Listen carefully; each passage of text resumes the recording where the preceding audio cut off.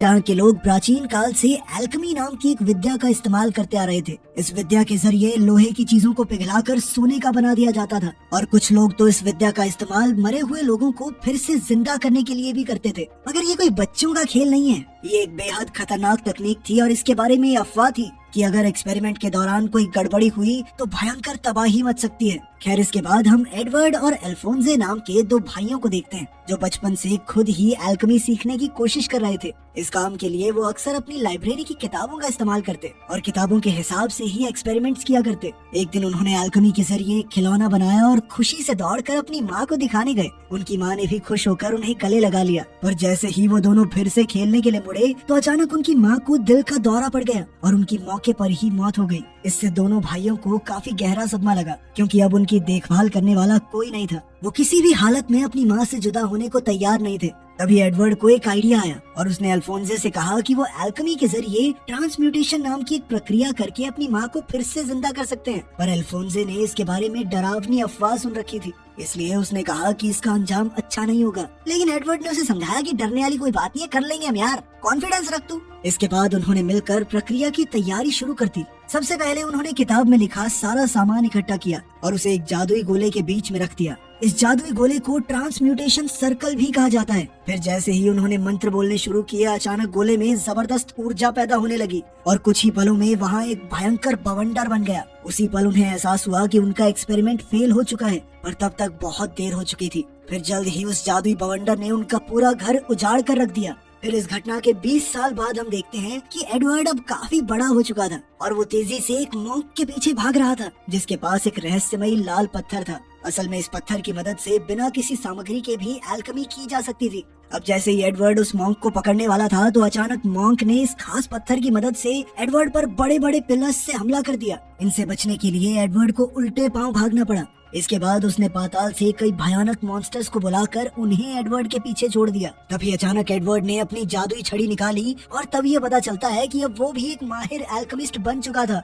उसी पल वहाँ एक रोबोट जैसा भारी भरकम आदमी आया और उसने एक एक करके मॉन्स्टर्स को बुरी तरह पीटना शुरू कर दिया। वो इतना ज्यादा ताकतवर था कि वो मॉन्स्टर को उठाकर खिलौनों की तरह पटक रहा था। पर इसी दौरान गलती से उसका हेलमेट गिर गया और तब हम देखते हैं कि उसका कोई सर ही नहीं था, बल्कि उसका तो शरीर तक नहीं था। इधर एडवर्ड ने बाकी मॉन्स्टर्स को खत्म किया और फिर पता चला कि उसके शरीर में भी लोहे के हाथ पैर लगे थे और इसी वजह से सब उसे फुल मेटल एल्केमिस्ट के नाम से जानते थे। अब मॉन्क ने डर के मारे वहाँ से भागने की कोशिश की पर जल्द ही एडवर्ड उस तक पहुँच ही गया। फिर उसने मॉन्क को अपने लोहे के हाथ से मुक्का मारा जिससे मॉन्क के हाथ से वो लाल पत्थर नीचे गिर गया। एडवर्ड ने सोचा कि आखिरकार उसका मिशन पूरा हुआ, पर तभी वहाँ कर्नल मस्टैंग और उसकी फौज आ गई और उन्होंने मॉन्क और एडवर्ड को गिरफ्तार कर लिया। एडवर्ड ने उनसे लाल पत्थर की भीख मांगते हुए कहा कि ये पारस पत्थर है, पर कर्नल मस्टैंग ने उसी पल इस पत्थर को अपनी उंगलियों से भस्म कर दिया और कहा कि ये नकली पत्थर है। ये देखकर एडवर्ड बहुत दुखी हो गया क्योंकि वो इतने सालों से पारस पत्थर को खोजने में जुटा हुआ था।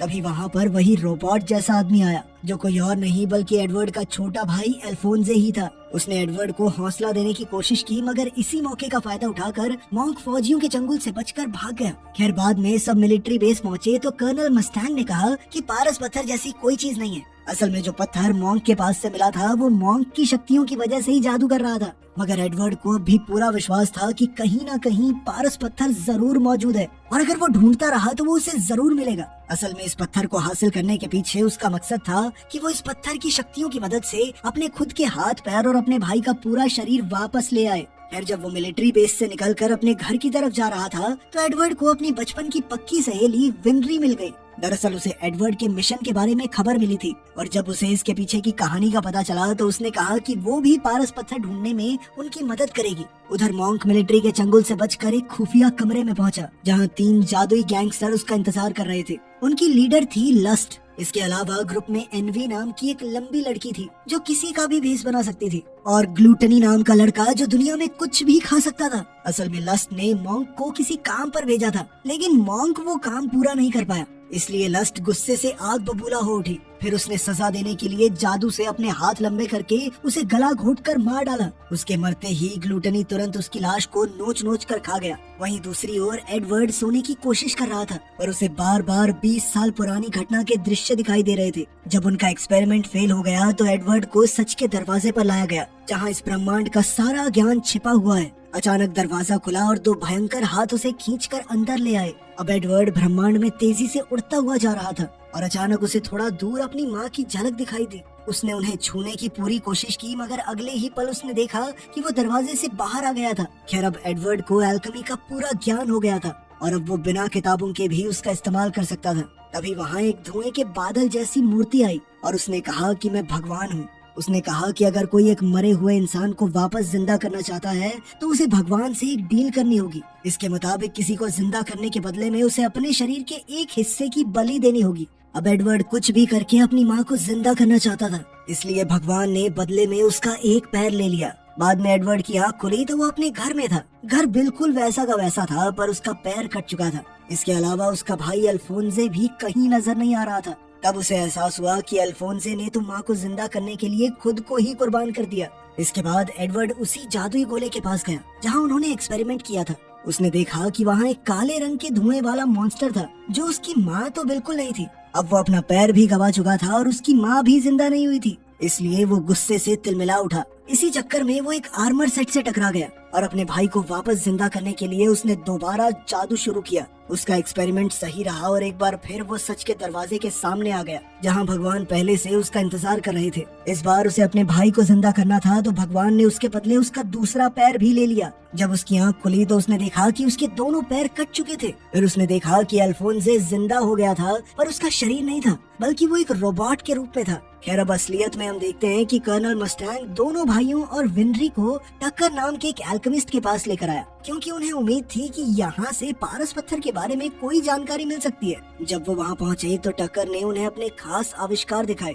असल में उसने कई जानवरों को आपस में मिलाकर नए जानवर बनाए थे। टक्कर ने उन्हें बताया कि आज से कुछ साल पहले वो सरकारी एल्केमिस्ट हुआ करता था जो कि सरकार के लिए काम करता था, लेकिन फिर उसके सभी एक्सपेरिमेंट्स को बेकार बताकर उसे नौकरी से निकाल दिया गया। अब वो जी जान लगाकर नए आविष्कार बनाने में जुटा हुआ है ताकि वो अपना औहदा वापस हासिल कर सके। खैर, बाद में एडवर्ड ने टक्कर को अपनी पूरी कहानी सुनाकर कहा कि वो कैसे भी करके पारस पत्थर तक पहुंचना चाहता है। टक्कर ने कहा कि वो ये तो नहीं जानता कि ये मणि कहाँ मिलेगी, पर उस तक पहुंचने में वो एडवर्ड की पूरी मदद करेगा। इसके बाद एडवर्ड और विनरी ट्रेन से दूसरे शहर के लिए निकल पड़े। असल में यहाँ वो डॉक्टर मार्को से मिलने जा रहे थे जिसके पास शायद पारस पत्थर की जानकारी थी, मगर जैसे ही वो उसके घर पहुँचे तो मार्को को लगा कि वो बुरे लोग हैं और उसने अपना बचाव करने के लिए एडवर्ड और विनरी पर गोलियां चला दी। तब एडवर्ड ने खुद को बचाने के चक्कर में गलती से मार्को को ही बेहोश कर दिया। जब मार्को को होश आया तो उसने कहा कि वो लोग पारस पत्थर के बारे में भूल जाएं तो ही बेहतर है। तभी अचानक उसे एक नेगेटिव एनर्जी महसूस हुई और उसने तुरंत खिड़की पर गोली चला दी। तब ये खुलासा होता है कि गैंगस्टर लस्ट काफी देर से वहाँ छुपकर उनकी जासूसी कर रही थी।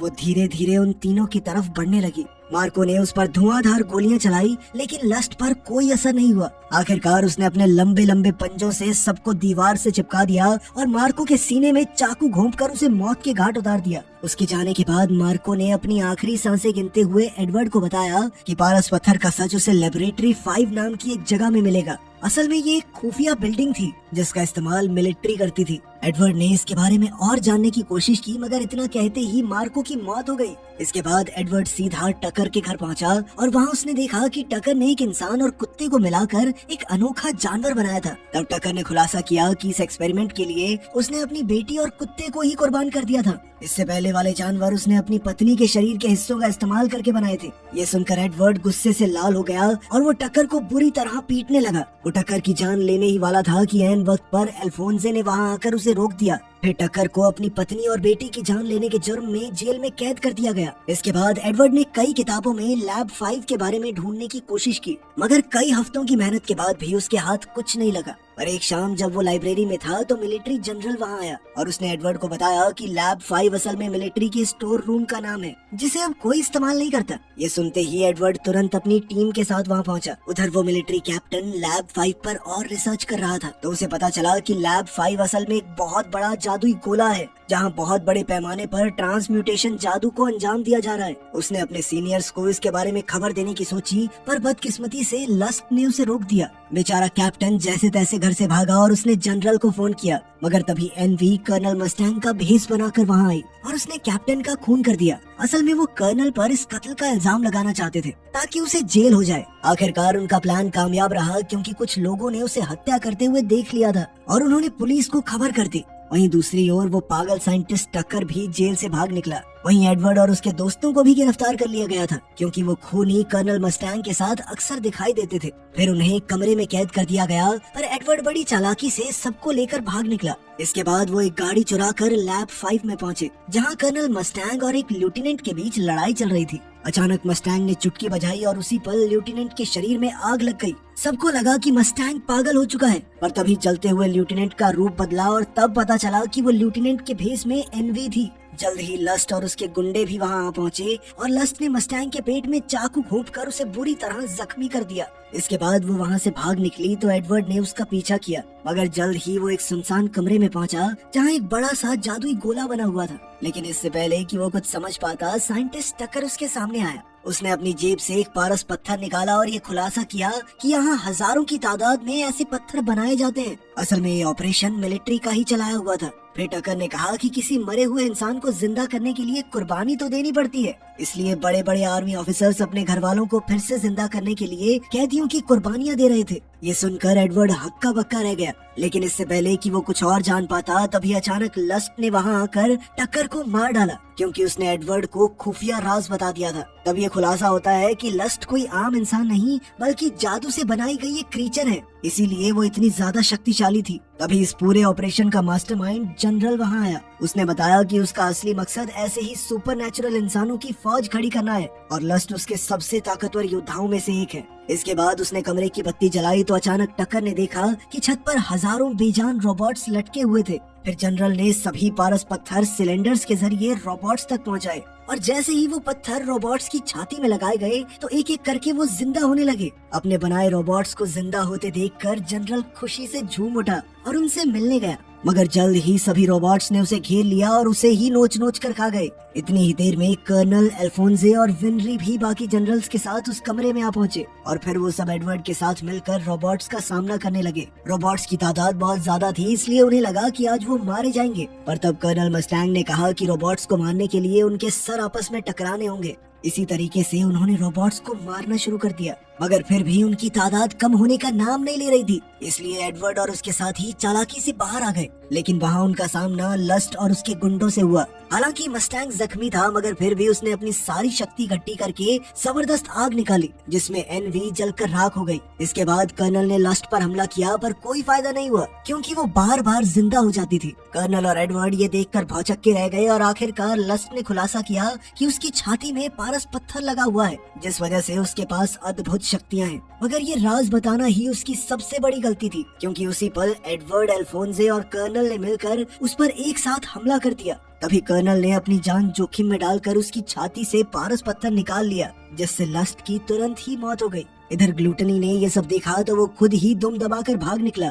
आखिरकार अपनी जीत के बाद कर्नल मस्टैंग ने एडवर्ड को वो पारस पत्थर दिया, ताकि वो अपने भाई का शरीर वापस ला सके। एडवर्ड ने एल्केमी शुरू किया और अब वो फिर से सच के दरवाजे पर पहुंच गया। वहाँ अल्फोंसे अपने शारीरिक रूप में खड़ा था, और अब एडवर्ड को सिर्फ ये पत्थर भगवान को देना था, जिसके बदले में उसका भाई अपने शरीर के साथ जिंदा हो जाएगा। मगर ऐन वक्त पर वो पीछे हट गया। अब एडवर्ड अपने फायदे के लिए पत्थर का इस्तेमाल नहीं करना चाहता था, क्योंकि वो जानता था इससे कितनी जिंदगियां बर्बाद हो चुकी हैं। आखिरकार वो असलियत में वापस लौट आया और अपने भाई से माफी मांगी, क्योंकि वो उसका शरीर वापस नहीं ला पाया। तब अल्फोंसे ने भी उसे माफ करके कहा कि वो भी अब इस जादू का इस्तेमाल नहीं करना चाहता। उसने कहा कि एल्केमी की वजह से ही उनकी जिंदगी में इतने हादसे हुए हैं, और अब इस विद्या से दूर रहना ही बेहतर है। आखिरकार एडवर्ड और उसके साथियों ने एक नए सूरज को उगते हुए देखा, और वो खुश थे कि उन्होंने धरती को तबाही से बचा लिया था। सब्सक्राइब किए बिना मत जाना।